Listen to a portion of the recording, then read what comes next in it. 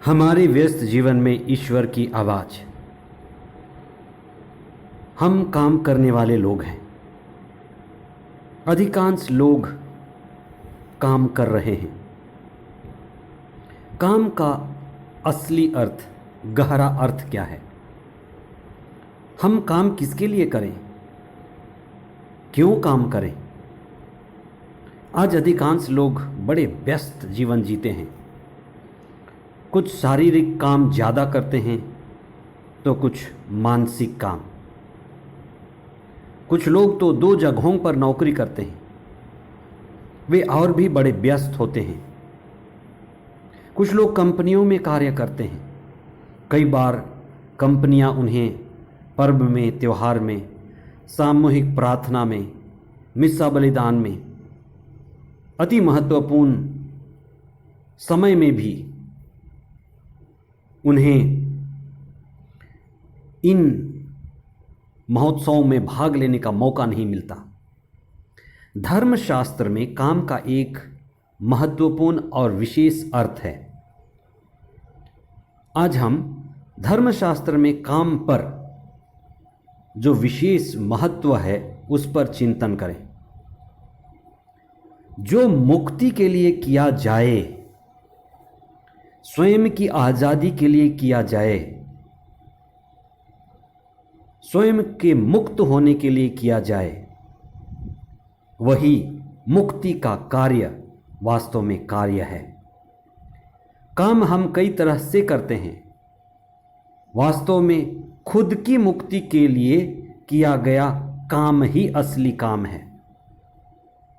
आज आप इस विषय पर चिंतन करें कि मेरा काम मुक्ति की दिशा में चल रहा है या नहीं। मुक्ति की दिशा में काम होना शुरू हुआ है या नहीं।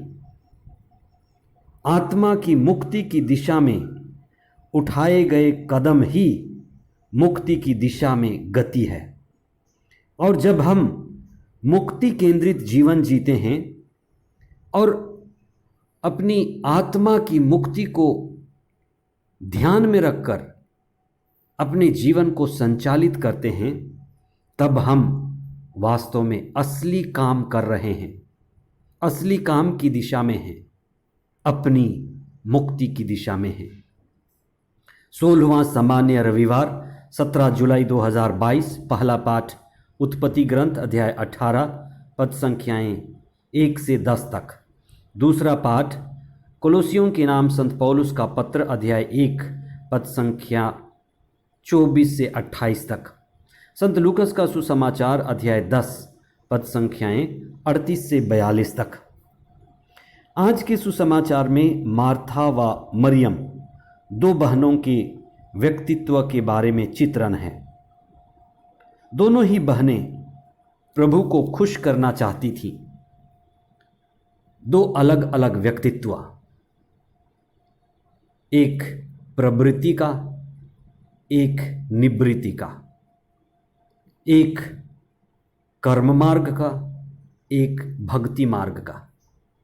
दोनों का ही सद्गुरु ईसा के नज़दीक होने का अपना अपना तरीका है। मरियम बहुत ही गंभीर, मौन रहने वाली, सद्गुरु के चरणों में बैठने वाली, सद्गुरु ईसा के दिव्य वचन को सुनने वाली, उस पर चिंतन करने वाली और प्रभु के चरणों में अपना सब कुछ समर्पित करने वाली एक भक्ति मार्गी महिला। वहीं मार्था प्रभु ईसा के लिए खाने पीने की व्यवस्था करने में व्यस्त, काम करते करते थक जाती है, विचलित है, घबराई हुई है, चिंतित है, अकेलापन भी महसूस कर रही है। प्रभु से यह शिकायत भी करती है कि वह अकेले पड़ी हुई है, कोई उसका साथ नहीं दे रहा। ईसा का प्रवचन जब चले, ईसा के मुख से ईश्वर की वाणी जब निकले, तो कौन मार्था के साथ होगा? तो कौन मार्था की सहायता करेगा? जब प्रभु कुछ ऐसी मुक्ति की बातें बोल रहे हों समझा रहे हों तो सारी भीड़ उनकी तरफ होगी।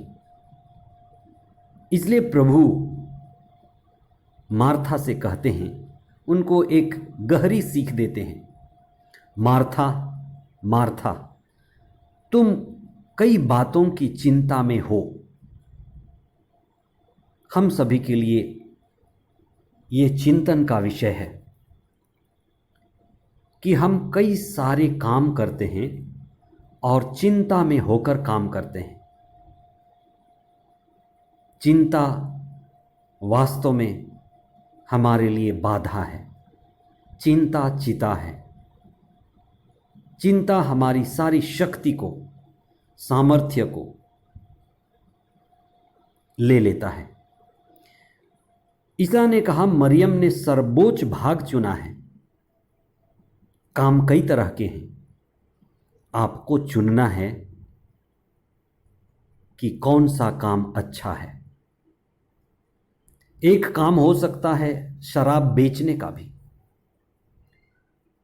कई ऐसे काम हैं जिससे जल्दी अधिक पैसे कमाए जा सकते हैं, पर वे काम मुक्ति के काम नहीं है।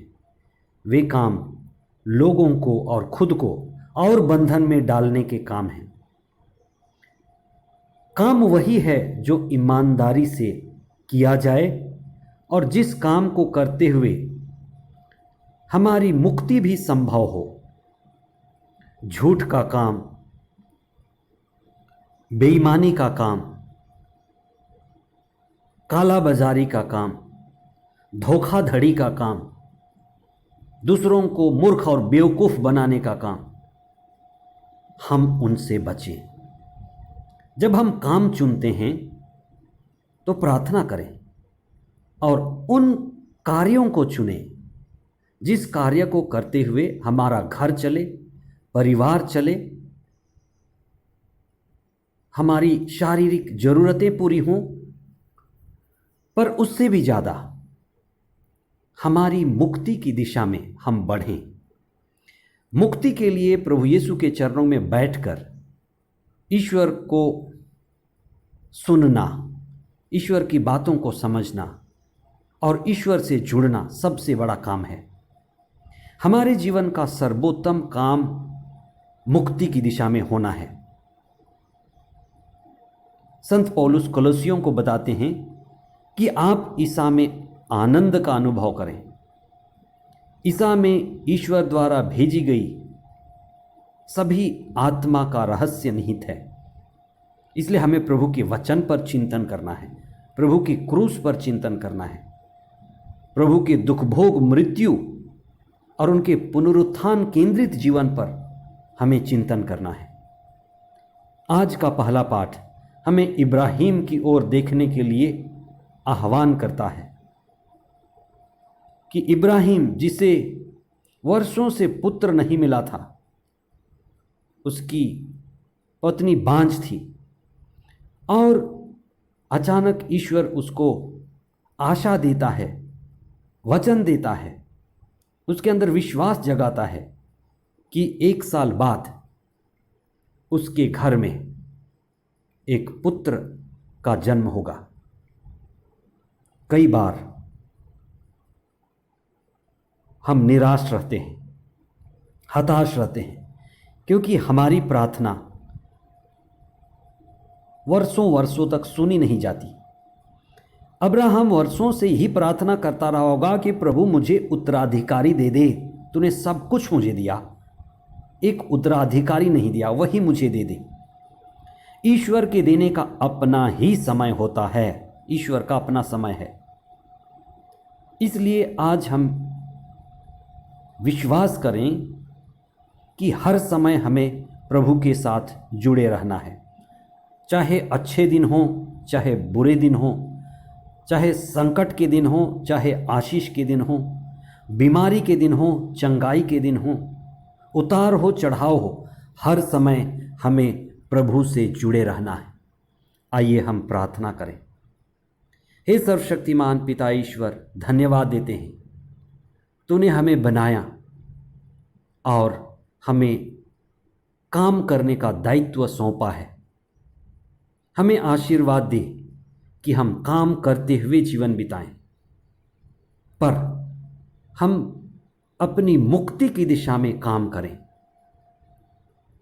आपसे जुड़े रहें, आपके दिव्य वचन को पढ़ें, प्रतिदिन प्रार्थना करें और हम अपनी मुक्ति के लिए सजग रहें, जागते रहें और मुक्ति की दिशा में कदम उठाएं।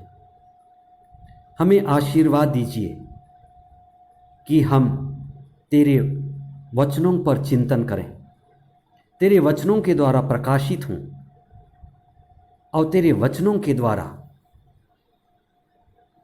हम आध्यात्मिकता में बढ़ें।